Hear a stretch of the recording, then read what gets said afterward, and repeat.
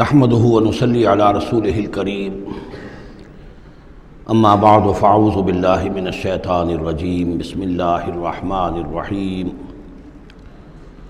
واتل ما اوحي اليك من كتاب ربك لا مبدل لكلماته ولن تجد من دونه ملتحدا واصبر نفسك مع الذين يدعون ربهم بالغداة والعشي يريدون وجهه ولا تعد عيناك عنهم تريد زینۃ الحیاۃ الدنیا ولا تطع من اغفلنا قلبه عن ذکرنا واتبع هواه وكان امره فرطا وقل الحق من ربكم فمن شاء فليؤمن ومن شاء فليكفر انا اعتدنا للظالمین نارا احاط بهم سرادقها صدق اللہ العظیم۔ اور پڑھا کرو اس میں سے کہ جو وحی کیا گیا ہے آپ کی جانب آپ کے رب کی کتاب میں سے، اس کی باتوں کا بدلنے والا کوئی نہیں، اور نہیں پاؤ گے تم اپنے لیے اس کے سوا کوئی اور جائے پناہ۔ تھامے رکھو، روکے رکھو اپنے آپ کو ان لوگوں کے ساتھ جو پکارتے ہیں اپنے رب کو صبح و شام اور چاہتے ہیں اس کی رضا، طالب ہیں اس کے روئے انور کے، اور نہ دوڑیں آپ کی نگاہیں ان سے ہٹ کر آپ کے دنیا کو یہ محسوس ہو، یہ مغالطہ ہو کہ ترید و زینت الحیات الدنیا۔ یہ ذرا مشکل مقام ہے قرآن مجید کا کہ بظاہر تو الفاظ یہ ہیں کہ آپ کی نگاہیں دنیا کی زیبائش اور آرائش کی تلاش میں ان فقراء اور غرباء سے ہٹ کر امراء کی طرف نہ اٹھیں، لیکن ظاہر بات ہے کہ حضور صلی اللہ علیہ وسلم کی یہ شان نہیں تھی، لہذا اس میں جو بات سمجھ میں آتی ہے وہ یہ ہے کہ ایسا نہ ہو کہ آپ کے التفات کی وجہ سے دنیا یہ محسوس کرے کہ ان کی نگاہ میں بھی وقت اور اہمیت جو ہے وہ دنیاوی مال و دولت اور اسباب کی ہے۔ کسی داعی حق کے لیے یہ معاملہ بہت ہی نازک ہوتا ہے کہ ایک طرف جو حالات و واقعات ہیں اس کے اعتبار سے، جو حقائق ہیں اس کے اعتبار سے، معاشرے کے جو اونچے طبقات ہوتے ہیں، جو وہاں سرداری یا کسی اور طرح کی سربراہی کے منصب پر فائز ہوں یا ان کے پاس فراوانی ہو دولت کی، اب ظاہر بات ہے کہ ان کا ایک اثر و رسوخ ہوتا ہے معاشرے میں۔ ان میں سے کوئی ایک شخص ایمان لے آئے تو وہ بہت سے لوگوں کے برابر ہو جائے گا، جیسے حضرت عمر رضی اللہ اور ابو جہل کو حضور نے دونوں کو پیش کیا اللہ کے سامنے کہ اللہ ان میں سے ایک کو ضرور میری جھولی میں ڈال دے۔ ظاہر بات ہے کہ اس سے اسلام کو تقویت حاصل ہوگی، اور اس سے یہ ہے کہ جن مسلمانوں پر کا قافیہ تنگ ہوا ہے، جن کو ستایا جا رہا ہے، اگر کوئی بڑا آدمی ایمان لے آئے گا تو ان کو بھی سہارا ملے گا، جیسے کہ حضرت عمر اور حضرت حمزہ کے ایمان لانے کے بعد جو غرباء تھے، فقراء تھے اور جو غلام تھے انہیں ستایا جا رہا تھا، انہیں کچھ ریلیف ملا ہے۔ اس حوالے سے ایک طرف تو اس کی ضرورت ہوتی ہے کہ ان کی طرف توجہ کی جائے، التفات رکھا جائے، تاکہ اگر وہ ایمان لے آئے تو اس سے ایمان کو بھی تقویت ہو، اسلام کو تقویت ہو، مسلمانوں کو بھی فائدہ پہنچے۔ دوسری طرف یہ اندیشہ ہوتا ہے کہ غرباء کا دل نہ دکھے، تیسری طرف یہ کہ لوگ یہ نہ سمجھیں کہ یہ بھی زیادہ جو ہے مدارات کرتے ہیں اور زیادہ التفات کرتے ہیں امراء کی طرف، اہم لوگوں کی طرف، گویا کہ ان کی نگاہوں میں بھی دنیا کی انہی چیزوں کی وقت ہے، انہی چیزوں کی اہمیت ہے۔ تو یہ تین طرف کے چیز سمجھیے کہ یہ چکی دو پارٹوں والی نہیں، تین پارٹوں والی ہے، کہ جس میں کوئی داعی جو ہوتا ہے وہ اس مخمصے میں آ جاتا ہے کہ ایک طرف تقاضا یہ ہے خود تحریک کا، دعوت کا، اس جد و جہد کا، اس کے تقاضے یہ ہیں کہ ان کی طرف التفات ہو، ان کی طرف توجہ کی جائے تاکہ ان میں سے کچھ لوگ ایمان لے آئیں تو کام میں سہولت حاصل ہو، مدد حاصل ہو، لیکن دوسری طرف یہ منفی دو اثرات بھی موجود ہیں۔ تو اس کے مابین جو ہے حکم دیا جا رہا ہے حضور صلی اللہ علیہ وسلم کو کہ بہرحال آپ یہ احتیاط کیجئے کہ یہ تاثر نہ ابھرنے پائے کہ محمد کے نزدیک بھی صلی اللہ علیہ وسلم اصل اہمیت جو ہے وہ دولت مند لوگوں کی ہے۔ وَلَا تُطِعْ مَنْ أَغْفَلْنَا قَلْبَهُ عَنْ ذِكْرِنَا، اور مت کہنا مانیے ان لوگوں کا، یہ جیسا کہ میں نے بارہا عرض کیا ہے کہ دباؤ پڑ رہا تھا سرداران قریش کی طرف سے کہ کچھ ہماری بات مان لیجئے، کچھ ہم آپ کی مان لیں گے۔ تو یہاں گویا کہ اس پہ پھر متنبہ کیا جا رہا ہے کہ جن لوگوں کو دلوں کو ہم نے اپنی یاد سے غافل کر دیا ہے، محروم کر دیا ہے، آپ ان کی باتیں سنیں بھی مت، ان کی طرف دھیان بھی مت دیجئے۔ وَلَا تُطِعْ مَنْ أَغْفَلْنَا قَلْبَهُ عَنْ ذِكْرِنَا وَاتَّبَعَ هَوَاهُ وَكَانَ أَمْرُهُ فُرُطًا وَقُلِ الْحَقُّ مِنْ رَبِّكُمْ۔ یہ جو مضمون ابھی ہم نے دوبارہ پڑھا ہے، اس کو آپ دیکھیں گے کہ یہ 21ویں پارے کی آغاز میں پھر دوبارہ آئے گا، کہ جب بھی شدید کشاکش کا دور آیا ہے تو اس میں یہی ہدایات اللہ تعالیٰ کی طرف سے آئی ہیں حضور کو اور حضور کی وساطت سے تمام اہل ایمان کو، کہ قرآن مجید کے ساتھ تمسک جو ہے اور مضبوط کرو، قرآن مجید کے ساتھ اپنے تعلق کو اور گہرا کرو، اور اس کو پڑھنا اور اس کا جو ہے اس کے ساتھ جو ہے اپنے اوقات کا بسر کرنا، اس میں اور اضافہ کرو، اسی سے تم ان شدائد اور مصائب کا مقابلہ کر سکو گے۔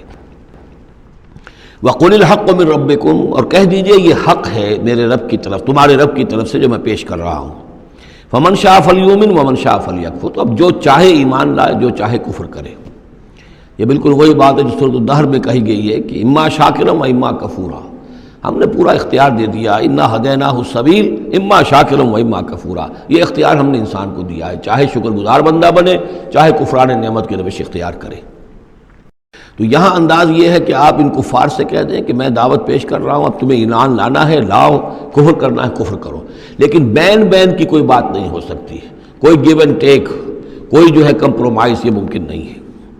قُلِ الْحَقُّ مِن رَبِّكُمْ، ٹیک اٹ اور لیو اٹ، یہ حق ہے تمہارے رب کی طرف سے، چاہے اسے چھوڑ دو تو پورے کو چھوڑنا ہوگا، قبول کرنا ہے تو پورے کو کرنا ہوگا۔ فَمَن شَاءَ فَلْيُؤْمِنْ وَمَن شَاءَ فَلْيَكْفُرْ إِنَّا أَعْتَدْنَا لِلظَّالِمِينَ نَارًا، ہم نے ظالموں کے لیے، کافروں کے لیے، مشرکوں کے لیے آگ تیار کر رکھی ہے، احاطہ بہم سرادقها، اس کی قناتیں ان کا احاطہ کر لیں گی، وہ قناتوں کی شکل میں آگ ہوگی، ان کو گھیرے میں لے لیں گی۔ وَإِن يَسْتَغِيثُوا، اور اگر وہ پیاس سے جہاں بلب ہو کر پانی مانگیں گے، يُغَاثُوا بِمَاءٍ كَالْمُهْلِ يَشْفِي الْوُجُوهَ، تو انہیں ایسا پانی دیا جائے گا پینے کے لیے کہ جیسے بھول، یہ جو محل کے ترجمے کئی کیے گئے ہیں، کھولتے تیل کی تلچھٹ، لاوا، پگھلا ہوا تانبا اور پیپ وغیرہ، مان سدید، ان میں، اور وہ اتنا گرم ہوگا یشوی الوجوہ کہ ان کے چہروں کو بھون دے گا۔ بیس الشراب، بہت ہی بری شے ہوگی پینے کی، وساعت مرتفقہ، اور یہ ان کے لیے ان کی آرام گاہ جو بنے گی جہنم، بہت ہی بری آرام گاہ ہوگی۔ اس کے برعکس وہی سائملٹینیس کنٹراسٹ کا اسلوب، ان الذین آمنوا وعملوا الصالحات، جو لوگ ایمان لائیں اور نیک عمل کریں، انا لا نضیع اجر من احسن عملا، ہمارا یہ اصول نہیں ہے کہ جو لوگ اچھے عمل کریں ان کے اجر کو ہم ضائع کر دیں، ان کا اجر بھرپور انہیں ملے گا۔ اولئک لہم جنات عدن تجری من تحتہم الانہار، یہ وہ لوگ ہیں کہ جن کے لیے ہیں وہ رہنے والے باغات، ریزیڈینشل گارڈنز، جن کے دامن میں ندیاں بہتی ہوں گی، یحلون فیہا من اساور من ذہب، انہیں پہنائے جائیں گے وہاں کنگن سونے کے، ویلبسون ثیابا خضرا من سندس، اور ان کو وہ پہنیں گے وہاں پر کپڑے سبز رنگ کے، باریک ریشم کے اور گاڑھے ریشم کے، یعنی اوپر کا لباس جو ہوگا وہ باریک ریشم کا ہوگا اور جو نیچے کا لباس ہوگا وہ گاڑھے ریشم کا ہوگا۔ متکئین فیہا علی الارائک، اور وہ وہاں پر تکیہ لگائے ہوئے، ٹیک لگائے ہوئے بیٹھے ہوں گے تختوں کے اوپر۔ نعم الثواب، کیا ہی اچھا بدلہ ہوگا، وحسنت مرتفقہ، اور کیا ہی خوب ان کے لیے آرام گاہ ہوگی۔ 5ویں رکوع میں ایک مکالمہ آ رہا ہے دو اشخاص کا۔ ایک شخص وہ ہے کہ جس کو اللہ نے دنیاوی نعمتیں جو بھی اس دور کی تھیں بھرپور دی ہیں، مادی وسائل بھرپور دے رکھے ہیں، اور وہ اس قدر اس کا معاملہ ٹھیک چل رہا ہے کہ ہوتے ہوتے اس کی نگاہ اب اللہ کی طرف سے ہٹ کر ان مادی اسباب و وسائل ہی پر جم گئی ہے، اس کا توکل اور اعتماد اسی پر قائم ہو گیا ہے۔ ایک دوسرا شخص ہے دنیاوی اعتبار سے مرفع الحال نہیں ہے، اس کے پاس دولت نہیں ہے، دنیاوی چیزیں نہیں ہیں، لیکن وہ اللہ تعالیٰ کی معرفت اسے حاصل ہے۔ وہ اس دولت مند آدمی کو کوئی نصیحت کرتا ہے کہ تم اللہ کو بھول گئے ہو، تمہیں چاہیے کہ ہم تمام چیزوں کے اوپر جو بھی اللہ نے تمہیں دی ہے اس کا شکر ادا کرو، اس کا حق ادا کرو۔ لیکن اس نے اپنے گھمنڈ میں آ کر اسے بہت تلخ جواب دیا کہ میرے پاس یہ سب کچھ ہے تو گویا کہ میں اللہ تعالیٰ کا لاڈلا ہوں، چہیتا ہوں، تم جوتیاں پٹخار رہے ہو، تمہارے پاس کچھ نہیں ہے، تمہاری کوئی حیثیت نہیں ہے، تمہاری یہ حیثیت ہی نہیں ہے کہ مجھے تم واعظ بھی کہو۔ لیکن یہ کہ اس پر پھر جو ان کے درمیان معاملہ ہوا تو انہوں نے کہا، اس شخص نے، کہ ہو سکتا ہے کہ اللہ تعالیٰ تمہارے اس سارے دولت کو اور مال و اسباب کو ضائع کر دے، لیکن یہ کہ اس نے کہا کیسے ہو سکتا ہے، میں نے سارا بندوبست ٹھیک کیا ہوا ہے۔ بہرحال نتیجہ یہ نکلا کہ اللہ تعالیٰ نے اس کی اس پوری دولت کو ایک طریقے سے ضائع کر دیا، اور پھر وہ اپنے ہتھیلیاں ملتا رہ گیا، کف افسوس ملتا رہ گیا، اور اس نے کہا ہائے کاش کہ میں نے اپنے رب کے ساتھ شرک نہ کیا ہوتا۔ حالانکہ اس پورے رکوع میں کہیں کسی دیوی کا، دیوتا کا، کسی اور الہہ کا کوئی ذکر نہیں ہے۔ تو اس رکوع میں سمجھنے کی بات یہ ہے کہ ایک شرک ہے مادہ پرستی کا شرک، مادی اسباب و وسائل پر اتنا تکیہ ہو جائے، اتنا توکل ہو جائے، اتنا اعتماد ہو جائے کہ پھر اللہ تعالیٰ کو انسان بھول جائے، مسبب الاسباب پر سے نگاہ ہٹ جائے اور وہ سمجھے کہ سارا اعتماد اور توکل میرا ان مادی اسباب و وسائل پر ہے، تو یہاں گویا کہ اس نے ان مادی وسائل و اسباب ہی کو اپنا معبود بنا لیا ہے۔ تو یہ شرک ہے جو اس دور کا سب سے بڑا شرک ہے۔ اس دور میں بت پرستی کا شرک بہت کم رہ گیا ہے، اب ستارہ پرستی کا شرک کہاں رہ گیا ہے؟ کون لوگ ہیں جو ستاروں کو پوجتے ہیں؟ اب تو انسان سمجھتا ہے ستاروں تک تو ہم پہنچ ہی جائیں گے، ہمارا علم تو پہنچ ہی چکا ہے، چاند تک ہم اتر آئے ہیں، اب چاند کو کون پوجے گا؟ یہ جو اب ساری جو ہے اب جو پوجا پاٹ ہو رہی ہے وہ تو مادہ پرستی کی ہے، وہ دولت کی ہے، وہ در حقیقت یا وہ نظریاتی طور پر وطن پرستی ہے، اس کا ایک شرک ہے۔ تو یہ اس دور کے شرک کو سمجھنا بہت ضروری ہے، اور یہ رکوع اس اعتبار سے کہ اس میں کسی دیوی دیوتا کا ذکر نہیں ہے، تو شرک کون سا کیا اس نے؟ وہ شرک یہی ہے کہ اس نے دنیاوی مال و اسباب اور مادی اسباب و ذرائع کے اوپر اپنے سارے توکل کو جو ہے اس کے ساتھ منسلک کر دیا، یہی گویا کہ اس کو معبود بنا لینا ہے۔ وَاضْرِبْ لَهُم مَثَلَ الرَّجُلَيْنِ، ان کے لیے بیان کیجئے دو اشخاص کی مثال۔ جعلنا لأحدهما جنتین من اعناب، ان میں سے ایک کو ہم نے دیے تھے دو باغ انگوروں کے، وحففناہما بنخل، اور ان دونوں کو گھیرے میں لیا ہوا تھا کھجوروں کے درختوں نے۔ اب دیکھیے کہ انگوروں کی بیلیں ہیں، اور چونکہ ادھر ادھر سے ہوا تیز نہ آئے تو کھجوروں کے جھنڈ جو ہیں وہ چاروں طرف لگے ہوئے ہیں، تاکہ ان کے مابین جو اس کی انگوروں کی بیلیں ہیں وہ بڑی محفوظ ہیں۔ وجعلنا بینہما زرعا، ان کے درمیان کھیتی بھی تھی، یعنی یہ کہ اناج کا سامان بھی ہے اور انگوروں کی بیلیں بھی ہیں اور یہ کہ کھجوروں کے درخت بھی ہیں۔ کلتا الجنتین آتت اکلہا، اور وہ دونوں باغات اپنا پھل دیتے تھے، ولم تظلم منہ شیئا، سال بسال پھل آ رہا ہے، سال ہر سال ہو گئے، ہر سال پھل آ رہا ہے، اس میں کوئی کمی نہیں کرتے تھے۔ جب یہ چیز چلتی رہتی ہے تو آدمی کا خود بخود ایک توکل جو ہے وہ اس چیز کے ساتھ وابستہ ہو جاتا ہے، وہ بھول جاتا ہے کہ اس کی اللہ تعالیٰ کے فضل و کرم سے ہے یا اللہ کے اذن سے ہے، بلکہ یہ کہ وہ انہی چیزوں کو سمجھ بیٹھتا ہے کہ یہ دائم ہے اور قائم ہے۔ وَفَجَّرْنَا خِلَالَهُمَا نَهْرًا، اور ہم نے ان کے مابین ایک نہر بھی نکال دی تھی، آب پاشی کا بھی پورا نظام موجود ہے۔ وَكَانَ لَهُ ثَمَرٌ، اور اس کے میوے بھی تھے، یعنی یہ بھی تھا کہ باغ جو ہے پھلا ہوا اس وقت، انگور بھی ہیں اور کھجور بھی جو ہے درخت جو ہیں لدے ہوئے ہیں، اور ایک اس کا مفہوم یہ بھی ہے میرے نزدیک جو زیادہ راجح ہے کہ اس کو اولاد بھی اللہ نے خوب دی تھی۔ جیسے درختوں پر پھل لگتا ہے تو انسان کے لیے اس کی اولاد جو ہے اس کے پھل کی حیثیت رکھتی ہے، تو گویا کہ اس کو اولاد بھی ملی تھی۔ فقال لصاحبہ وہو یحاورہ، تو کہا اس نے اپنے ساتھی سے، ان سے وہ گفتگو کر رہے تھے، آپس میں گفتگو کر رہا، انا اکثر منک مالا واعز نفرا، میں تم سے کہیں بڑھ کر ہوں مال میں اور نفری میں۔ اب یہ نفری کے حوالے سے میں نے کانا لہو ثمر، اس کے بیٹے بھی تھے، اولاد بھی تھی، تو اس کے حوالے سے وہ نفری کی بات بھی کر رہا، میرے بازو بھی بہت ہیں۔ وَدَخَلَ جَنَّتَهُ، اور وہ داخل ہوا اپنے باغ میں، وَهُوَ ظَالِمٌ لِنَفْسِهِ، اور وہ اپنے جان پر ظلم کر رہا تھا، یعنی اسی گمراہی کے اندر مبتلا تھا۔ قَالَ مَا أَظُنُّ أَن تَبِيدَ هَٰذِهِ أَبَدًا، انہوں نے کہا میں نہیں سمجھتا کہ یہ باغ بھی کبھی اجڑ سکتا ہے، کیا مجھے دھمکا رہے ہو کہ اللہ تعالیٰ جو ہے کہیں تم میری یہ دولت سلب نہ کر لے؟ دیکھو میں نے کھجوریں کس حساب سے یہاں پر لگائی ہیں کہ کوئی اگر آئے بھی، کوئی باد سرسر آئے یا کوئی اور بھی ہوا کا تیز لو کے جھونکے آئیں تو وہ میری انگوروں کے بیلوں تک نہ پہنچے۔ یہ گویا کہ سینٹینلز کھڑے ہوئے ہیں، کھجور کے درخت جو ہیں وہ روک رہے ہیں۔ پھر میں نے یہاں پہ آب پاشی کا نظام ہے، میرے نہر چلی ہوئی ہے۔ ما اظن ان تبید هذه ابدا، میں نہیں سمجھتا کہ میرا یہ باغ جو ہے کبھی یہ کہ برباد بھی ہو سکتا ہے۔ وما اظن الساعة قائمة، اور یہ جو تم قیامت وغیرہ کی بات کر رہے ہو، اول تو میرا گمان نہیں ہے کہ کوئی قیامت کھڑی ہونے والی ہے۔ وما اظن الساعة قائمة، میں نہیں سمجھتا کہ یہ قیامت ہونے والی، ہاں ڈکوسلے سے ہیں، کچھ بڑوں سے سنا تو ہے۔ اور یہ کہ وَلَئِن رُدِدتُّ إِلَىٰ رَبِّي، اگر مجھے لوٹا ہی دیا گیا اپنے رب کے پاس، لَأَجِدَنَّ خَيْرًا مِّنْهَا مُنْقَلَبًا، تو مجھے وہاں لازماً ملے گا بہت بہتر لوٹ کر۔ اب اس کے اندر ایک فلسفہ ہے ان کا کہ جب اللہ نے مجھے یہاں دیا، اللہ کے وہ منکر نہیں تھے، اللہ نے مجھے یہاں دیا ہے تو اس کا مطلب یہ کہ میں چہیتا ہوں، لاڈلا ہوں، یا اللہ نے مجھے کچھ صلاحیتیں دی ہیں، میں نے بڑی عمدہ پلاننگ کر کے باغ بنائے ہیں، سارا اس کا بندوبست کیا ہے، تو یہ میری جو صلاحیت ہے، یہ اللہ کی دی ہوئی جو میرے اندر ہے، یہ جو خیر ہے، یہ کہاں چلا جائے گا؟ آخرت میں بھی مجھے پھر ملے گا اور اس سے بہتر ملے گا، اور تم جیسے یہاں جوتیاں پٹخار رہے ہو ایسے وہاں پٹخارو گے۔ وَلَئِن رُدِدتُّ إِلَىٰ رَبِّي، اگر بالفرض ہو ہی گیا ایسا، لوٹا ہی دیا گیا میں اپنے رب کی طرف، لَأَجِدَنَّ خَيْرًا مِّنْهَا مُنْقَلَبًا، تو اس سے بھی بہتر مجھے وہاں پر ملے گا۔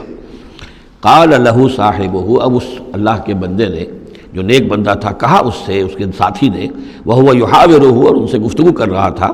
اکفرت بالذی خلقک من تراب، کیا تو نے کفر کیا اس ہستی کا جس نے تجھے مٹی سے بنایا، ثم من نطفہ، پھر پانی کی گندے پانی کی بوند سے بنایا، ثم سواک رجلا، پھر تجھے ایک پورا انسان بنا کر کھڑا کر دیا۔ اب یہاں تجھے کفر کون سا کیا؟ یعنی یہ کہ وہ رب مان رہا ہے اللہ کو، اور رب کے ساتھ اس نے کسی اور کا ذکر نہیں کیا ہے۔ مطلب یہ کہ آخرت کا انکار در حقیقت اللہ کا انکار ہے۔ اگر تم آخرت کے بارے میں جو کہہ رہے ہو کہ نہیں میں نہیں سمجھتا کہ یہ کوئی ہونے والی بات ہے، تو چاہے تم اللہ کو اقرار کر رہے ہو، لیکن حقیقت میں اگر آخرت کو نہیں مانتے تو گویا کہ اللہ کا انکار ہے۔ لیکن هو اللہ ربی، لیکن جہاں تک میرا معاملہ ہے، میں نے تو اللہ کو اپنا رب مانا ہوا ہے، وہی میرا مالک ہے، آقا ہے، ولا اشرک بربی احدا، اور میں اپنے رب کے ساتھ کسی کو شریک نہیں ٹھہراتا۔ ولولا اذ دخلت جنتک قلت ما شاء اللہ، اور کیوں نہ ایسا ہوا کہ اللہ کے بندے جب تو اپنے باغ میں داخل ہوا تو نے باغ دیکھا، پھلا ہوا ہے، ہرا بھرا ہے، ہر طرف منظر جو ہے بڑا دل خوشکن منظر ہے، تو کہتا ما شاء اللہ۔ یہ پھر وہی مجلسی کلمہ آ گیا جس میں توحید کوٹ کوٹ کر بھری ہوئی ہے، ما شاء اللہ، یہ جو اللہ نے چاہا، جو اللہ نے چاہا، یہ سب اس کے فضل و کرم سے ہے۔ لا قوت الا باللہ، کوئی طاقت نہیں ہے اللہ کے سوا۔ اگر اللہ کی طرف سے یہ بات نہ ہوتی تو میرے اندر کوئی صلاحیت نہیں تھی، اللہ ہی کی ہے در حقیقت، یہ دین ہے اسی کی عطا ہے۔ ان ترن انا اقل منک مالا و ولدا، اگر تم دیکھ رہے ہو کہ میں تم سے کم ہوں مال میں بھی اور اولاد میں بھی، فعسى ربی ان یؤتینی خیرا من جنتک، تو مجھے تو اپنے رب کے بارے میں یہ یقین ہے کہ وہ جب چاہے مجھے تیرے باغ سے بہتر باغ دے سکتا ہے، وَيُرْسِلَ عَلَيْهَا حُسْبَانًا، اور تیرے باغ کے اوپر وہ کوئی اوپر سے کوئی لو کا جھونکا ایسا بھیج سکتا ہے، من السماء، آسمان سے، فَتُصْبِحَ صَعِيدًا زَلَقًا، کہ یہ پورا باغ جو ہے یہ جو ایک ایسا چٹیل میدان ہو کر رہ جائے کہ یہاں کوئی درخت رہے نہ بیلے رہے۔ معلوم ہوا کہ ہر چیز جب آنکھ کھلی گل کی تو موسم تھا خزاں کا، یہ ہو سکتا ہے، عین ممکن ہے۔ اور یصبح ماؤہا غوراً، یا اللہ آسمان سے کوئی ایسی نہ بھی بھیجے کوئی چیز بلا، تو اس کا پانی ہی جو تمہارا یہ جو چشمہ چل رہا ہے، وہ پانی ہی اگر زمین کے اندر گہرا اتر جائے، یہ چشمہ خشک ہو جائے، فلن تستطیع لہ طلبا، اور پھر تو پانی کہیں سے لا نہ سکے، تو یہ باغ خود بخود اچڑ جائے گا۔ یہ سارے امکانات ہیں، مسبب الاسباب نے تمہارے لیے اس وقت سارے اسباب جمع کر رکھے ہیں، جب چاہے گا ان میں سے کسی ایک سبب کی بھی اگر تناب کھینچ لے تو یہ سارا معاملہ جو ہے یہ تو شیش محل کی طرح کا ہے، ایک ہی جو پتھر ہے وہ اس سب کو چکنا چور کر دے گا۔ وَأُحِيطَ بِثَمَرِهِ، معلوم ہوتا کہ وہ بہت ہی کوئی اللہ کا پہنچا ہوا شخص تھا، جو اللہ کا دوست تھا، اور اس کا دل دکھایا اس شخص نے، جس کو تانا دیا اسے انا خیر من کہ انا اکثر منک مالا و ولدا، تو اس حوالے سے اس کا دل دکھا ہے۔ اور یہ جان لیجئے کہ کسی اللہ والے کا من عادى لی ولیا فاذنته للحرب، تو ایک حدیث قدسی ہے، جو شخص میرے کسی ولی کے ساتھ دشمنی کرے پھر میری طرف سے اس کے خلاف اعلان جنگ ہے۔ تو اس نے چونکہ یہ دل دکھایا ہے، اور فارسی کا ایک شعر بھی بڑا مزیدار ہے کہ ہیچ قوم را خدا رسوا نہ کرد، تا دلے صاحب دلے نامد میں درد، کسی صاحب دل کے دل کو ٹھیس لگتی ہے، درد اس کے اندر پیدا ہو جاتا ہے، صاحب دل ہو، اللہ کی محبت اس کے دل میں ہو اور اسے ٹھیس پہنچے،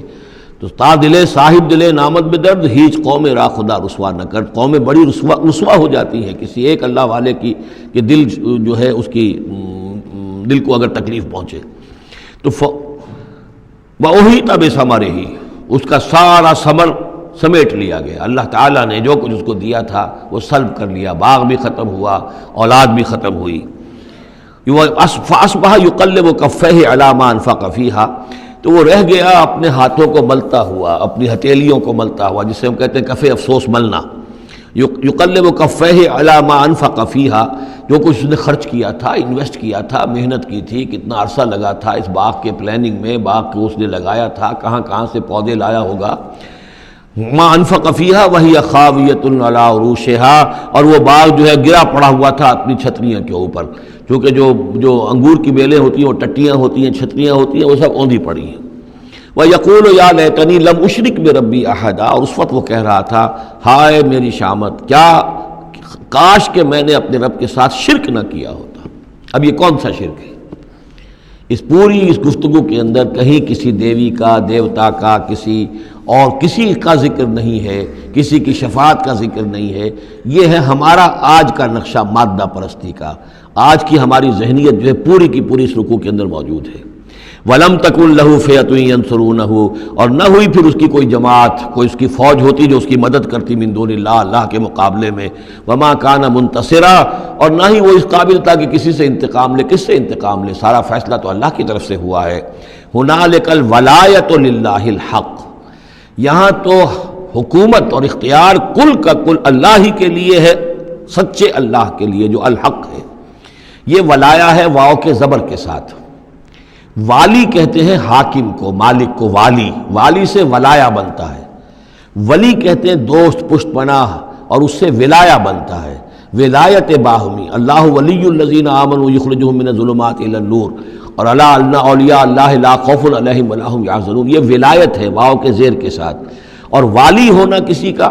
فلاں ملک کا والی فلاں تھا، یعنی وہاں کا حکمران تھا، بادشاہ تھا، تو یہاں کی بادشاہی، یہاں کا اختیار، هنالک الولایۃ للہ الحق، کل ولایت اللہ ہی کے حق میں ہے۔ هو خیر ثوابا و خیر عقبا، یقیناً وہی بہتر ہے انعام دینے والا، اور وہی بہتر ہے نتیجے کے اعتبار سے، عاقبت کے اعتبار سے۔ وَاضْرِبْ لَهُم مَثَلَ الْحَیَاةِ الدُّنْیَا، اور ان کے لیے ذرا بیان کیجئے ایک مثال دنیا کی زندگی کے لیے۔ کَمَاءٍ أَنزَلْنَاهُ مِنَ السَّمَاءِ، جیسے پانی کہ ہم نے اتارا آسمان سے، فَاخْتَلَطَ بِهِ نَبَاتُ الْأَرْضِ، اس کے ساتھ رل مل کر زمین کا جو سبزہ ہے وہ نکل آیا۔ فَأَصْبَحَ حَشِيمًا تَذْرُوهُ الرِّيَاحُ، اب یہ ایک لمبی بات ہے جسے مختصر کیا گیا کہ پھر کچھ عرصے کے بعد وہ سبزہ جو ہے وہ زرد پڑ جاتا ہے، پھر دھوپ کے اندر سوکھ کر پیلا ہو گیا، پھر چورا چورا ہو گیا، پھر وہ چٹیل زمین کی زمین رہ گئی۔ تو زندگی کا یوں سمجھیے کہ جیسے فصل لے لیجئے، کھیت کے اندر آپ نے بیج ڈالے ہیں، ہل چلایا ہے، پانی دیا ہے، اب فصل ہے، لہرا رہی ہے، ہریاول ہے، بڑا دل خوش کن منظر ہے۔ کچھ دنوں کے بعد اسی فصل کے اوپر جو زردی آ جاتی ہے، پھر وہ پک گئی ہے،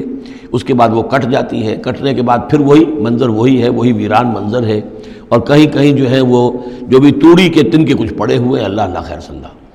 یہ جو سائیکل ہے، یہ پلانٹ لائف کی سائیکل ہے، 3 مہینے کی ہے، 4 کی ہے، 6 کی ہے، 7 کی ہے، یہی ہے نا۔ لیکن یہی سائیکل ایک بڑے پیمانے پر انسانی زندگی کی ہے۔ ایک بچہ پیدا ہوا، اس وقت جو ہے بڑی خوشیاں منائی گئیں، پھر وہ بڑا جوان ہوا، قوی ہوا، طاقت والا ہوا، پھر اس کے اوپر ادھیڑ ابر آ گئی، بال میں سفیدی آ گئی، چہرے پر جو ہے وہ جھریاں پڑنی شروع ہوئیں، اس کے بعد پھر اس پر موت وارد ہوئی، پھر اسے قبر میں اتار دیا گیا، وہ مٹی سے تھا اور مٹی میں جا کر مل گیا۔ ایک ہی سپین ایک چل رہا ہے، سائیکل چل رہا ہے۔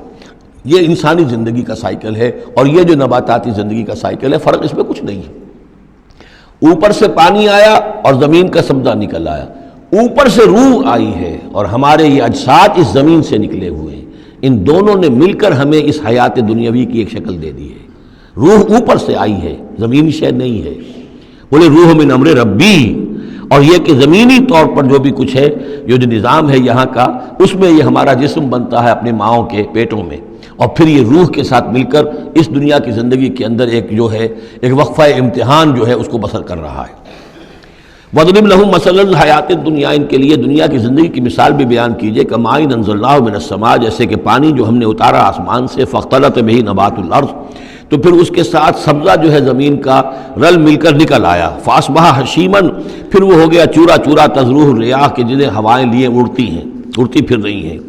وَكَانَ اللَّهُ عَلَىٰ كُلِّ شَيْءٍ مُقْتَدِرًا، اور یہ اللہ تعالیٰ جو ہے ہر شے پر قادر ہے، اس کے لیے جیسے یہ سائیکل چل رہا ہے تمہارا نباتاتی، ایسے ہی حیواناتی ہے، ایسا ہی تمہارا انسانی زندگی کا ہے۔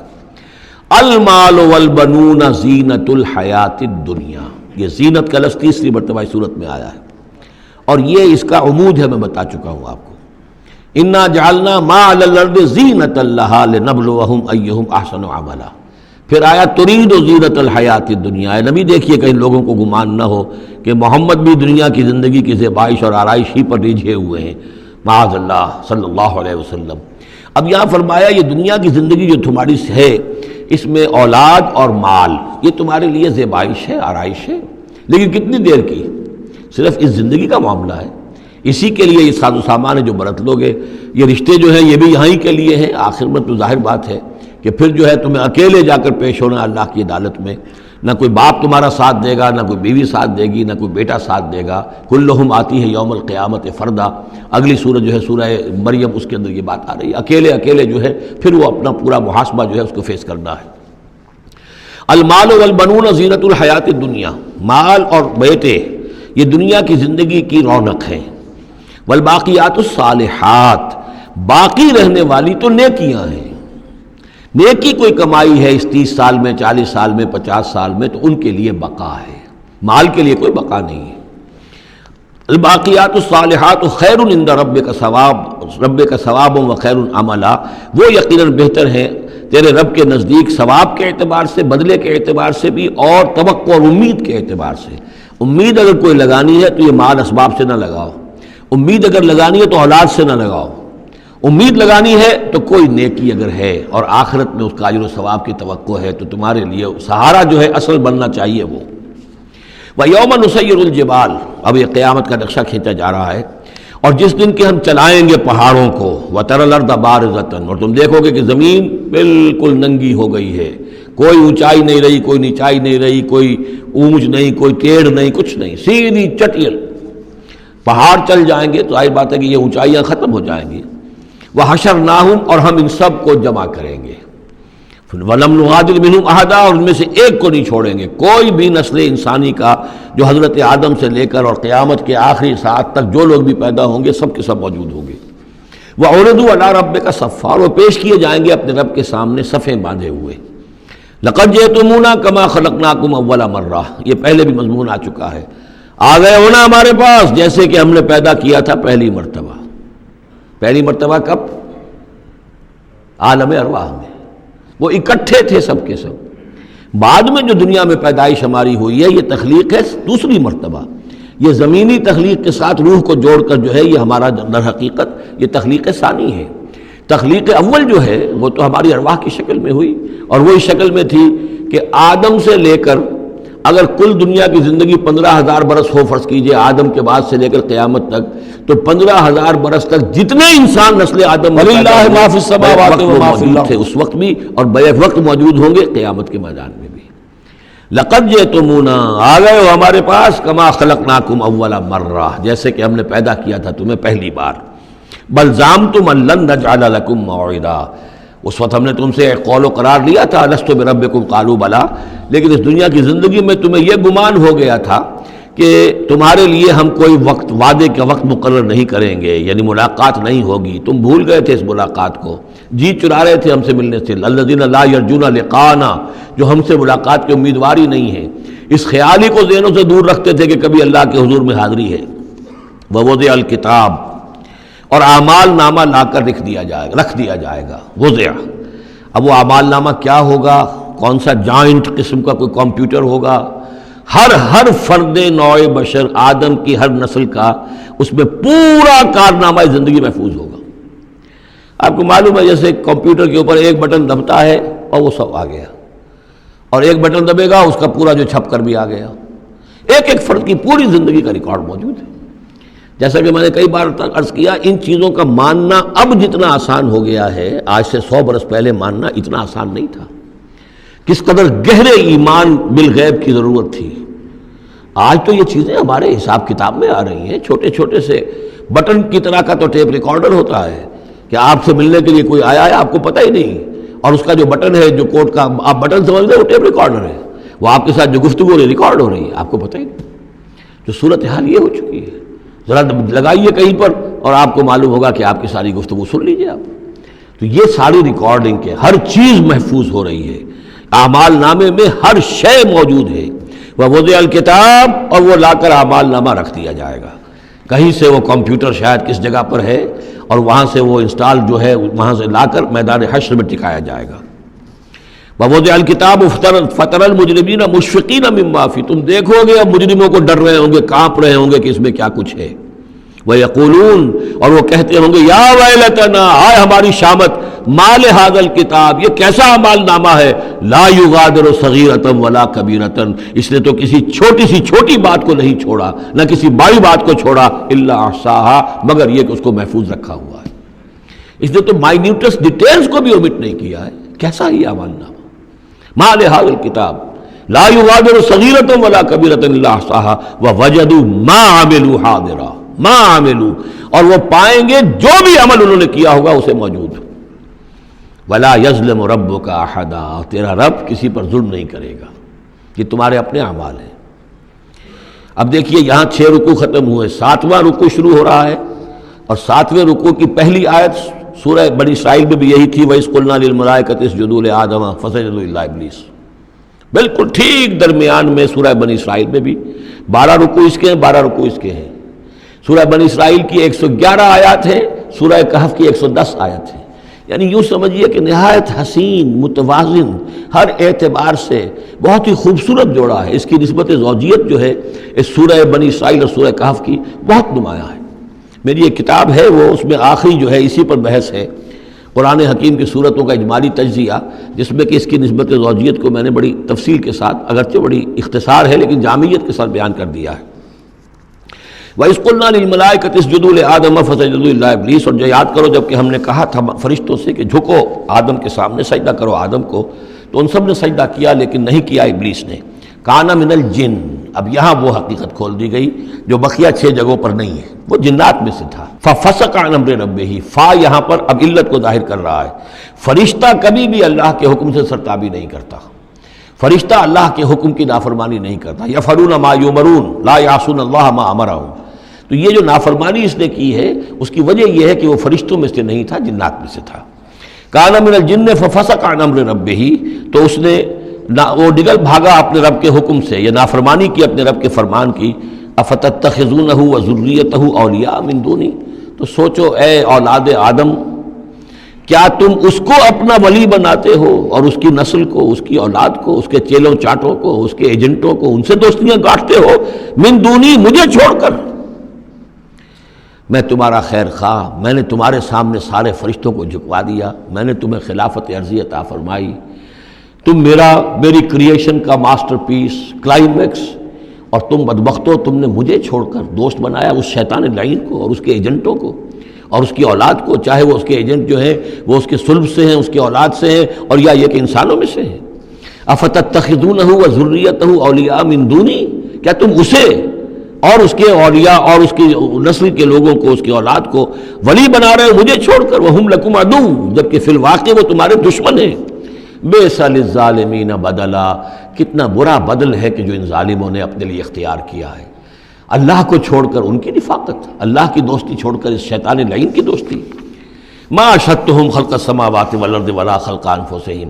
میں نے تو ان جنات کو نہ تو انہیں شہید بنایا تھا آسمان اور زمین کی تخلیق کا، اور نہ ان کے اپنی تخلیق کا۔ وما کنت متخذ المضلین عضدا، اور میں ایسے بہکانے والوں کو اپنا مددگار نہیں بنایا کرتا۔ یہ جو تم نے ان کو میرے برابر بنا دیا، اس کو مجھے چھوڑ کر انہیں ولی بنا لیا، ان کی دوستی کر رہے ہو، تو آسمان کی اور زمین کی تخلیق میں، بلکہ خود ان کی تخلیق میں وہ کوئی اس کے شاہد نہیں ہے۔ وَيَوْمَ يَقُولُ نَادُوا شُرَكَائِيَ الَّذِينَ زَعَمْتُمْ، اور جس دن کہ اللہ کہے گا کہ پکارو ذرا میرے ان شرکاء کو جن کا تمہیں زعم ہو گیا تھا، تمہیں گمان تھا کہ وہ میرے شریک ہیں، فَدَعُوهُمْ، تو وہ پکاریں گے ان کو، فَلَمْ يَسْتَجِيبُوا لَهُمْ، تو وہ انہیں کوئی جواب نہیں دیں گے، وَجَعَلْنَا بَيْنَهُمْ مَوْبِقًا، اور ان کے درمیان ہم ہلاکت والی گھاٹی حائل کر دیں گے، خلیج حائل کر دیں گے، کہ وہ جو شرکاء چاہے اولیاء اللہ ہی ہوں اور چاہے وہ انبیاء ہوں اور چاہے فرشتے ہوں، لیکن وہ کہ خلیج حائل ہوگی ہلاکت کی، وہ ان کی مدد کے لیے یا ان کی بات سن کر ان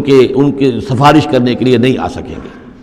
وَرَأَى الْمُجْرِمُونَ النَّارَ، اور مجرمین جو ہیں، ظالم، گناہ گار، کافر، وہ دیکھیں گے آگ کو کہ اب یہ ہے جس میں ہمیں جھونکا جانا ہے، فَظَنُّوا أَنَّهُمْ مُوَاقِعُوهَا، اور انہیں یقین ہو جائے گا کہ اب وہ اس میں ڈال دیے جائیں گے، وَلَمْ يَجِدُوا عَنْهَا مَصْرِفًا، وہ نہیں پائیں گے اس سے کہیں بھی بھاگنے کی کوئی جگہ، اس سے انحراف کی کوئی راستہ۔ وَلَقَدْ صَرَّفْنَا فِي هَذَا الْقُرْآنِ لِلنَّاسِ مِنْ كُلِّ مَثَلٍ، یہ آیت جو کہ تو سورہ بنی اسرائیل میں بھی آیت نمبر 89 ہے، وہاں یہاں یہ آیت 54 ہے، لیکن فرق کیا ہے؟ وہاں ہے وَلَقَدْ صَرَّفْنَا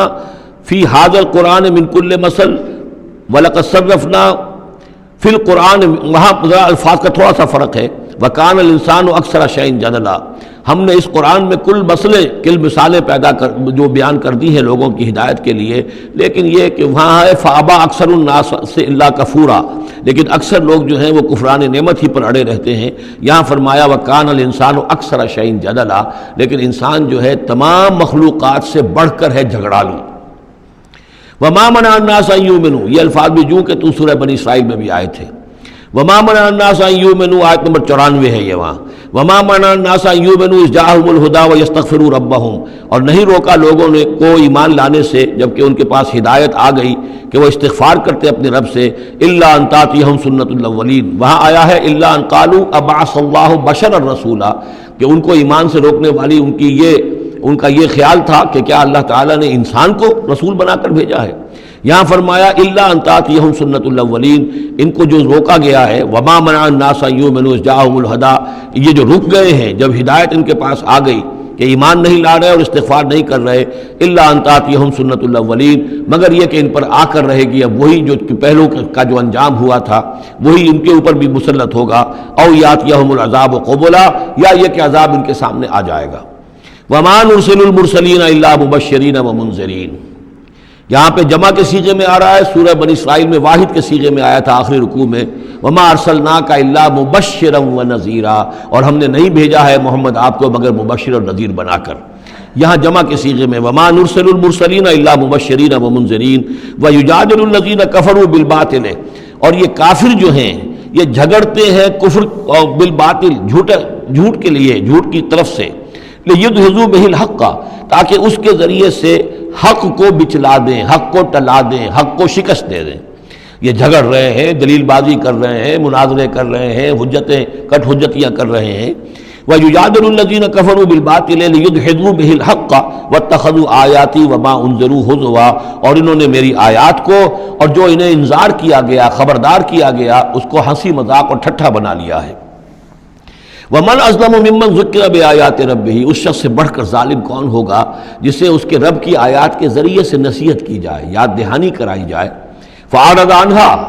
پھر بھی وہ اعراض کرے ان آیات الہیہ سے، وَنَسِیَ مَا قَدَّمَتْ يَدَاهُ، اور بھول جائے کہ اس کے دونوں ہاتھوں نے آگے کیا بھیجا ہوا ہے، کیا کرتوت ہے جو بھیجے ہوئے ہیں۔ اگر تو ایمان لے آتا، ان آیات سے استفادہ کرتا، اپنے کیے پر پچھتاتا، توبہ کرتا، اس دنیا ہی میں اپنے سابقہ گناہوں کی اللہ تعالیٰ سے معافی لے کر جاتا، لیکن یہ کہ یہاں تو صورت یہ ہے کہ وَمَنْ أَظْلَمُ مِمَّنْ ذُكِّرَ بِآيَاتِ رَبِّهِ، اسے تذکیر کی گئی، نصیحت کی گئی اس کے رب کی آیات سے، فَأَعْرَضَ عَنْهَا، اس نے اعراض کیا، وَنَسِیَ مَا قَدَّمَتْ يَدَاهُ، اور بھولے رہا وہ کہ کیا کچھ اس نے آگے بھیجا ہوا ہے، کیا جھاڑ جکاڑ جو ہے اس نے عاقبت کے لیے تیار کیا ہوا ہے۔ اِنَّا جَعَلْنَا عَلَىٰ قُلُوبِهِمْ أَكِنَّةً أَن يَفْقَهُوهُ، یہ مضمون بھی آ چکا ہے سورہ بنی اسرائیل میں،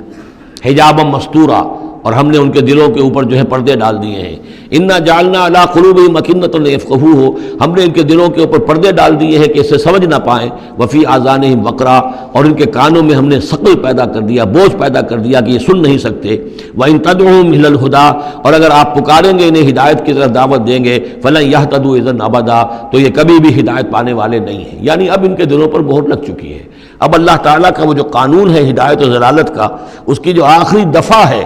وہ ان کے اوپر لگ چکی ہے، ان کے اوپر اپلائی ہو چکی ہے۔ وَرَبُّكَ الْغَفُورُ ذُو الرَّحْمَةِ، اور آپ کا رب جو ہے بہت بخشنے والا ہے، بہت رحمت والا ہے۔ لَوْ يُؤَاخِذُهُم بِمَا كَسَبُوا لَعَجَّلَ لَهُمُ الْعَذَابَ، اگر وہ جو کچھ بھی ان کی کمائیاں ہیں، جو کرتوت ہیں، ان کے اوپر فوراً مواخذہ کر لیتا تو بہت جلدی ان کو عذاب جو ہے بھیج دیتا۔ اس سے پہلے آ چکا ہے، پھر زمین کے اوپر تو کوئی ایک انسان بھی باقی نہ رہتا اگر فوری طور پر انسان کو جو ہے سزا دے دی جائے۔ لَعَجَّلَ لَهُمُ الْعَذَابَ، تو اللہ تعالیٰ یقیناً بہت جلدی دے دیتا ان کو عذاب۔ بل لَهُم مَوْعِدٌ، نہیں، ان کے لیے ایک وقت ہے، وعدے کا وقت ہے جو معین ہے۔ لَن يَجِدُوا مِن دُونِهِ مَوْعِلًا، وہ اس سے کہیں سرکنے کی جگہ نہیں پائیں گے۔ جب وہ اجل آ جائے گی، جب وہ موعد آ جائے گا، جو وعدے کا وقت آ جائے گا، پھر جیسے پہلے ہم پڑھ چکے لا يستقدمون ولا يستاخرون، نہ اب آگے جا سکیں گے نہ پیچھے۔ وَتِلْكَ الْقُرَىٰ أَهْلَكْنَاهُمْ لَمَّا ظَلَمُوا، اور یہ وہ بستیاں ہیں جن کا کہ ذکر ہم قرآن مجید میں بار بار کر چکے ہیں۔ یہ احقاف کے اندر جو لوگ آباد تھے، اور یہ جو حجر میں لوگ تھے، اصحاب الایکا تھے، وہ عمورہ اور صدوم کی بستیاں تھیں۔ وَتِلْكَ الْقُرَىٰ أَهْلَكْنَاهُمْ لَمَّا ظَلَمُوا، ہم نے ان کے رہنے والوں کو ہلاک کیا جبکہ انہوں نے ظلم کی روش اختیار کی، شرک کی اور کفر کی روش اختیار کی۔ وَجَعَلْنَا لِمَهْلِكِهِمْ مَوْعِدًا، اور ان کی بھی ہلاکت اور بربادی کے لیے ہم نے ایک وعدے کا وقت معین کر دیا تھا، اس وقت معین سے پہلے عذاب ان پر بھی نہیں آ سکتا تھا۔ وَإِذْ قَالَ مُوسَىٰ لِفَتَاهُ لَا أَبْرَحُ حَتَّىٰ أَبْلُغَ مَجْمَعَ الْبَحْرَيْنِ أَوْ أَمْضِيَ حُقُبًا۔ اب یہ دو رکوع ہیں کہ جن میں حضرت موسیٰ علیہ السلام کے ایک سفر کا ذکر ہے۔ روایات میں جو بات معلوم ہوتی ہے، اور وہ اس قرآن مجید کے بیان کے ساتھ وہ چیز مطابقت رکھتی ہے، اس لیے بیان کر رہا ہوں کہ حضرت موسیٰ کو اللہ تعالیٰ نے حکم دیا کہ فلاں جگہ پر جاؤ اور وہاں تمہیں ہمارا ایک بندہ ملے گا، اور وہ بندہ جو ہے بہت صاحب علم ہے، کچھ عرصہ اس کے پاس رہو۔ ہو سکتا ہے کہ یہ حضرت موسیٰ علیہ السلام کا بھی ابتدائی دور ہو نبوت کا، اور جیسے کہ اللہ تعالیٰ نے ہمیں معلوم ہے روایات سے 3 برس تک جو حضور صلی اللہ علیہ وسلم کی تعلیم کا بندوبست کیا ہے، ایک فرشتہ جو ہے مستقل جو ہے آپ کے ساتھ رہا ہے، اسی طریقے سے شاید اللہ تعالیٰ نے کسی یا تو فرشتے کو، جسے ہم خضر کہہ دیتے ہیں، یہ بھی کوئی یقین کے ساتھ معلوم نہیں کہ وہ خضر علیہ السلام، قرآن میں ان کا نام نہیں ہے، یہ بھی رائے ہے کہ وہ فرشتے ہیں، یہ بھی رائے ہے کہ وہ انسانوں میں سے کوئی انسان ہے جن کو اللہ تعالیٰ نے بہت لمبی عمر دے دی ہے، جیسے جن کو دے رکھی ہے ایک ابلیس کو، تو انسانوں میں سے ایک اچھے اپنے نیک اور اپنے پسندیدہ اور برگزیدہ انسان کو بھی اس نے بہت بڑی عمر دے رکھی ہے، وہ حضرت خضر ہے۔ واللہ عالم، اس کے بارے میں کوئی تفصیل ہم نہیں جان سکتے، لیکن یہ کہ حضرت موسیٰ علیہ السلام سے کہیں کسی جگہ پر ان کو یہ خیال آ گیا کہ شاید اس وقت روئے ارضی پر سب سے زیادہ علم جو ہے اللہ تعالیٰ نے مجھے عطا کیا ہے، لیکن اس کے لیے پھر ذرا تعدیباً اور تربیتاً اور تعلیماً اب انہیں کہا گیا کہ فلاں ہمارا بندہ فلاں جگہ جاؤ، تمہاری ملاقات ہوگی، کچھ دیر اس کے پاس رہو اور دیکھو کہ وہ اس سے کیا حکمت تم سیکھ سکتے ہو۔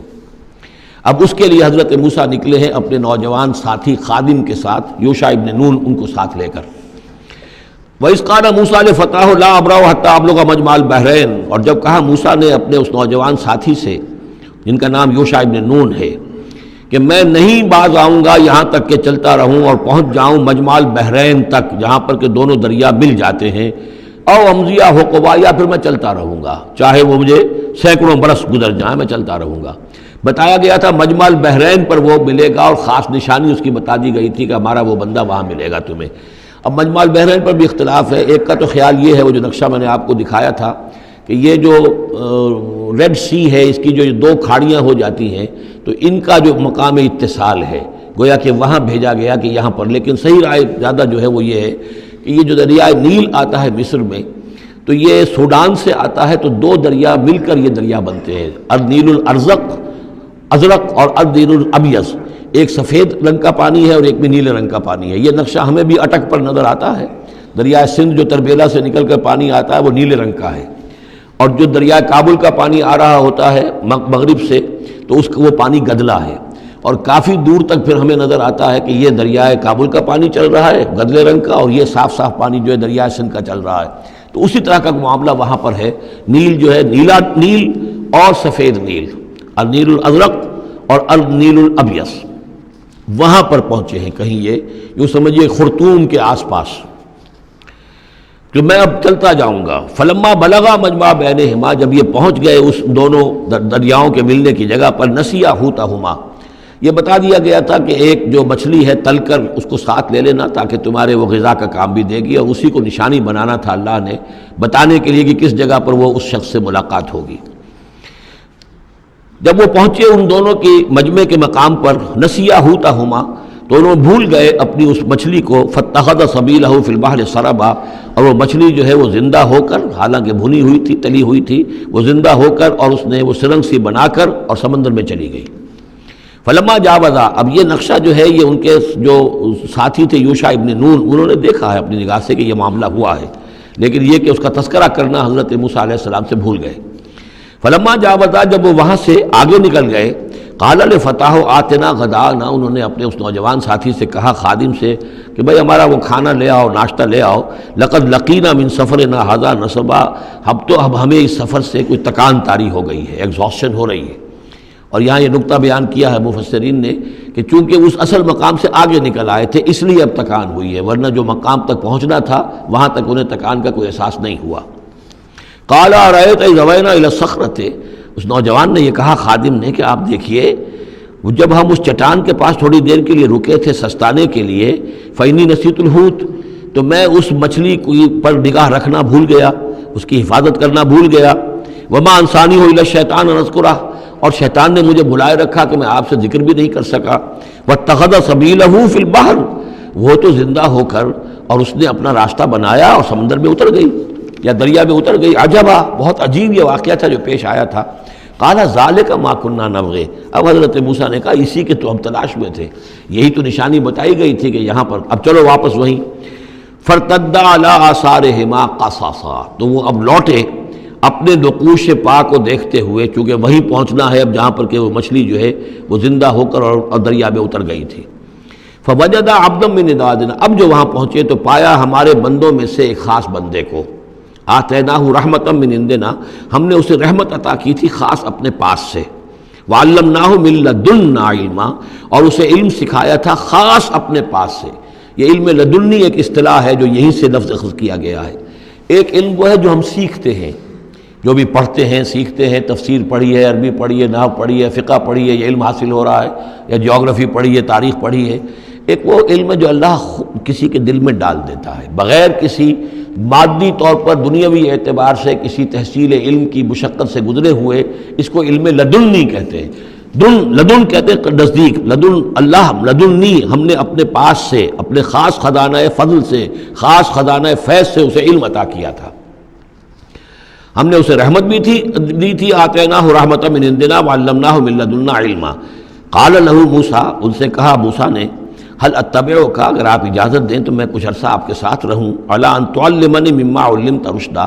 لیکن اس لیے اس شرط کے ساتھ کہ آپ مجھے بھی سکھائیں کچھ جو آپ کو علم دیا گیا ہے اور جو بڑی سعادت مجھے اللہ نے بتایا ہے کہ آپ کو اللہ نے بڑا عقل، بڑی سمجھ بوجھ اور بڑی حکمت عطا کی ہے۔ قال انک لن تستطیع معی صبرا، انہوں نے کہا کہ دیکھو تم میرے ساتھ رہ کر صبر نہیں کر سکو گے۔ وَكَيْفَ تَصْبِرُ عَلَىٰ مَا لَمْ تُحِطْ بِهِ خُبْرًا، اور کیسے صبر کرو گے اس چیز پر کہ جس کا کہ علم تمہارے پاس نہیں ہے، جس کا تم نے احاطہ نہیں کیا ہے، تمہیں تو بات بڑی غلط لگے گی، عجیب سی لگے گی۔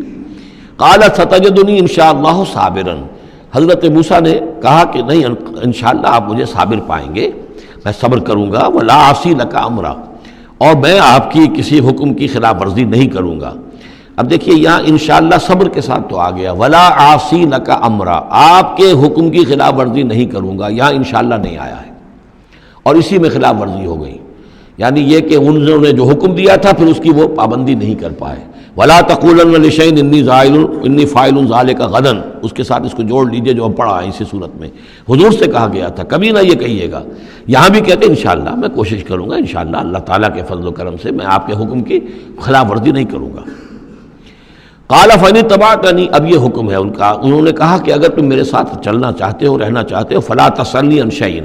تو کسی چیز کے بارے میں مجھ سے خود مت پوچھنا، حتی احدث لک منہ ذکرا، یہاں تک کہ میں خود اس کے بارے میں کوئی تذکرہ کروں، بس دیکھتے جاؤ جو بھی میرے ساتھ ہو رہا ہے، دیکھتے رہو، آبزرو کرو، چپ رہو، خاموش رہو، میں جب مناسب سمجھوں گا جو اصل حکمت ہے ان چیزوں کی کہ جو تمہارے مشاہدے میں آئیں گی وہ میں تمہیں بتا دوں گا، لیکن تم مجھ سے سوال نہیں کرو گے۔ فانطلقا، اب وہ دونوں چلے، گویا کہ حضرت موسیٰ نے وہ بات مان لی۔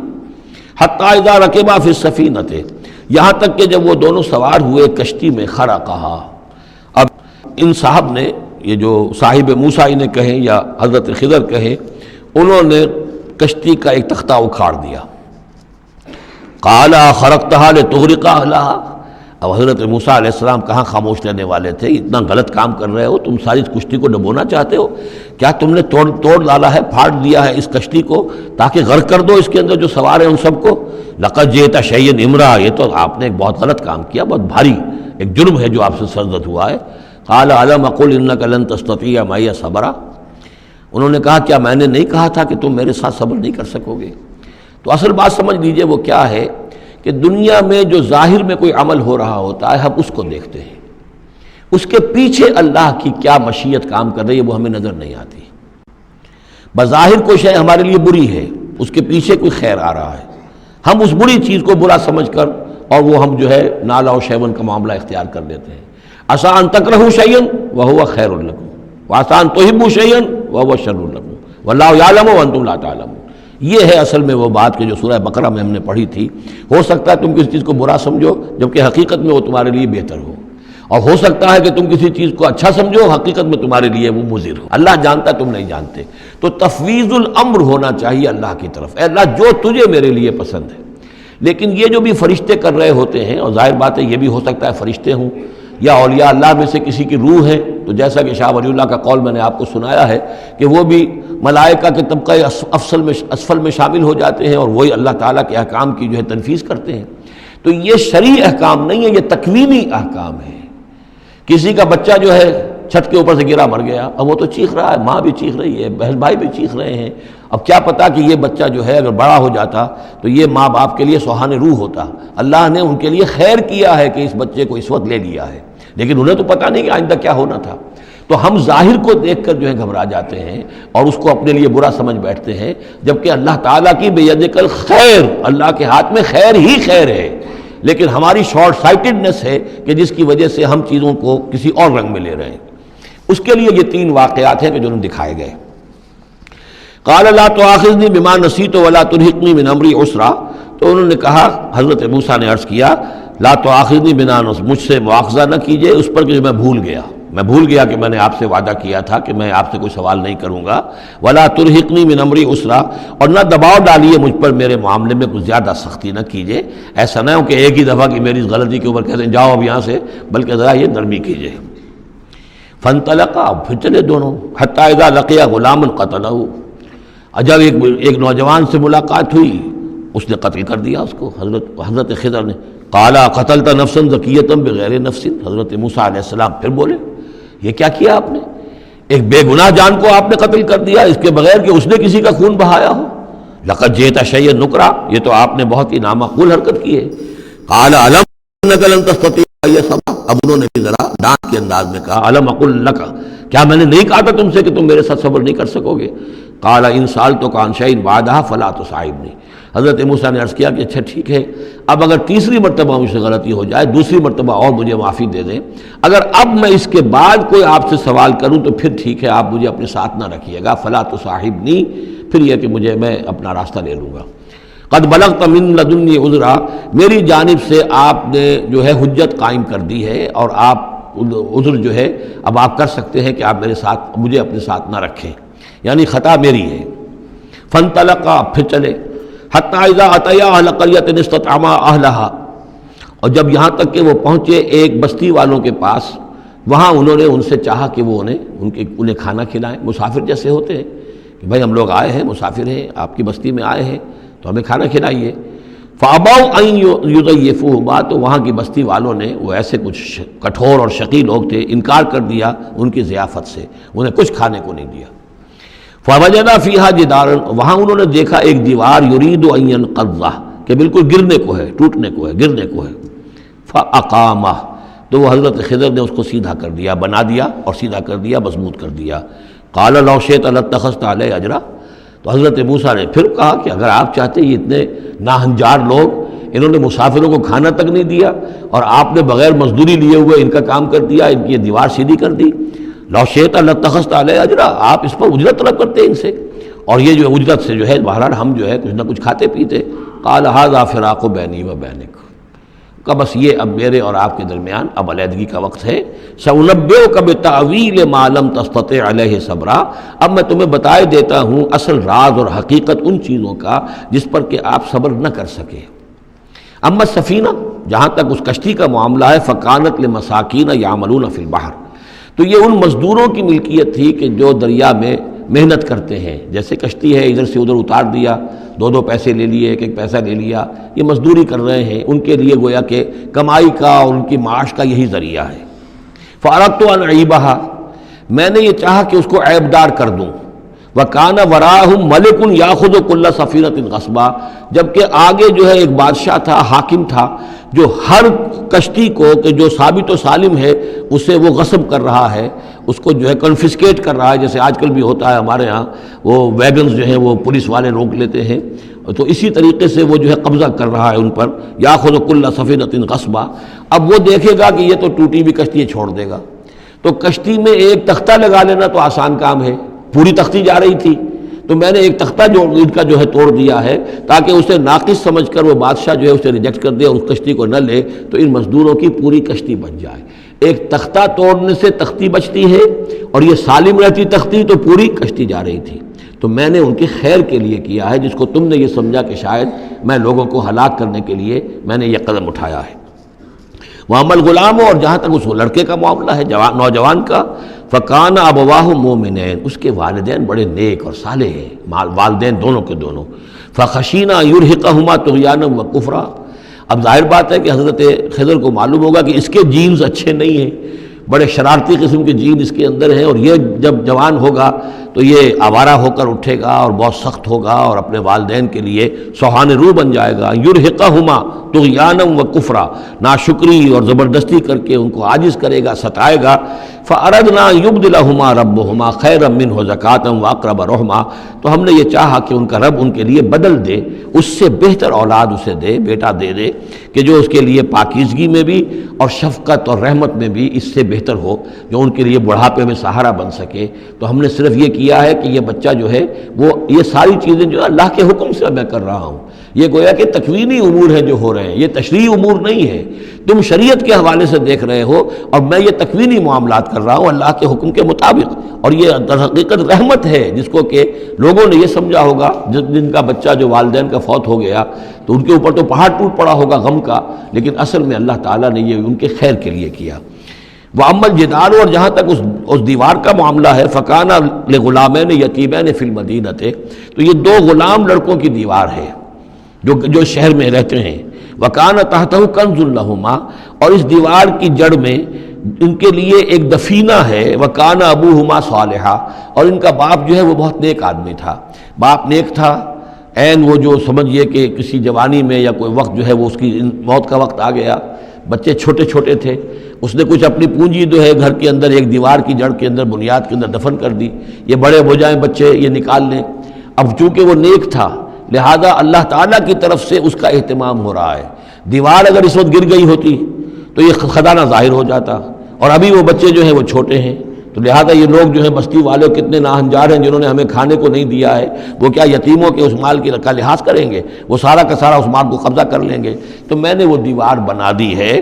کان ابوہما صالحا، ان کا باپ بہت نیک آدمی تھا۔ فاراد ربک یبلغ اشدہما، تو آپ کے رب کا یہ فیصلہ ہوا کہ یہ دونوں بچے جو ہیں اپنی پوری جوانی کو، پختگی کو، بلوغت کو پہنچ جائیں، ویستخرجا کنزہما، اور پھر وہ اپنا خزانہ نکال لیں۔ رحمتا من ربک، یہ تینوں امور آپ کے رب کی رحمت کا منظر ہے۔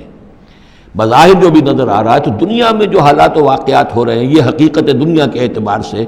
ہم اس کے ظاہر کو دیکھتے ہیں، اور ظاہر کے حوالے سے ہی دل گرفتہ ہو گئے، رنجیدہ ہو گئے، نقصان ہو گیا، یہ ہو گیا، ہاں اے فلک پیر جواں تھا ابھی عارف، کیا تیرا بگڑتا جو نہ مرتا کوئی دن اور، مرثیوں پر مرثیے کہے جا رہے ہیں، یہ سب کچھ ہوتا ہے، لیکن یہ کہ یہ پتہ نہیں ہوتا کہ اللہ تعالیٰ کی طرف سے جو بھی ہے وہ خیر ہے، اسی میں بھلائی ہے۔ تو بندہ مومن کا کام کیا ہے؟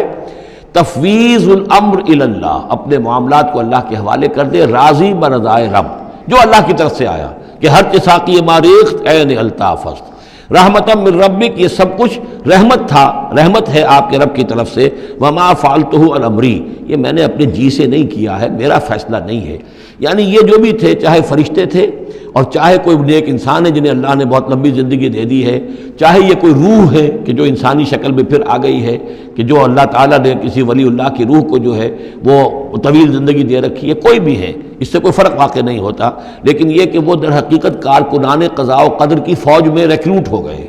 وہ جو فیصلے کر رہے ہیں، جس کی تنفیذ کر رہے ہیں، اس کا شریعت سے تعلق نہیں ہے، وہ تکوینی امور ہے اللہ تعالیٰ کے۔ ذالک تعویل ما لم تستطع علیہ صبرا، یہ ہے تعویل، یہ ہے اصل حقیقت، یہ ہے اصل راز ان چیزوں کا جس پر کہ اے موسیٰ تم صبر نہ کر پائے۔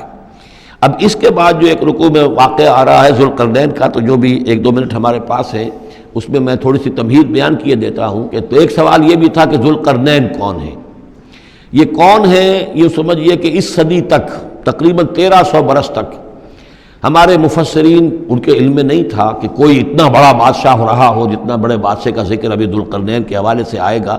تو لہٰذا لوگوں نے یہ سمجھا عام طور پر کہ سکندر اعظم، یہی معلوم تھا سکندر بہت بڑا فاتح تھا، وہ مقدونیہ سے چلا یونان سے اور دریائے بیاس تک آ گیا، کتنا بڑا، تو اس کو، لیکن یہ کہ اس کی سیرت و کردار جو ہے جو سکندر کی معلوم ہے اس کی کوئی مناسبت ذوالقرنین کے اس کردار سے نہیں ہے۔ ذوالقرنین اصل میں ایران کے بادشاہ تھے، اور ایران اس وقت دو ملکوں میں پر منقسم تھا. اب بھی اگر ابھی کبھی نقشہ دیکھیں گے تو ایک علاقہ جو ہے ایران کا وہ تو ہے جو خراسان کا حصہ ہے. جو اصل ایران ہے اس کو بھی یوں سمجھیے دو حصوں میں، ایک پارس پرانا کہلاتا تھا جس سے فارس کا لفظ بنا ہے، اور دوسرا مادہ تھا، میڈیا یا مادہ. تو یہ ایک شخص ایسے ابھرے کہ جنہوں نے ان دونوں کو ملا کر ایک حکومت بنایا، اور وہاں سے سلطنت ایران کا جو یوں سمجھیے کہ جو ان کا ایک سنہرا دور ہے، اور ان کی عظمت و سطوت جس کی کہ وہ بہت زیادہ جس پر فخر کرتے ہیں، اس لیے کہ ایرانی قوم بڑی نیشنلسٹ ہے، نسل پرست ہے. ان کے اندر اپنی تاریخ پر، اپنی روایات پر جو ہے وہ بہت ان کو فخر ہے. تو وہاں سے وہ دور شروع ہوا، اور انہوں نے پھر اس علامت میں کہ میں نے دو ملکوں کو جوڑ کر ایک بنایا ہے، اپنے تاج کے اندر دو سینگ لگا لیے تھے، اور وہ جو ہے ذوالقرنین یہ لقب ان کا ہو گیا تھا. اس کے حوالے سے سوال کیا گیا، اور اس کے بارے میں تفصیل جو اگلے رکوع میں آئے گی. بارک اللہ لی ولکم فی القرآن العظیم ونفعنی وایاکم بالآیات والذکر الحکیم.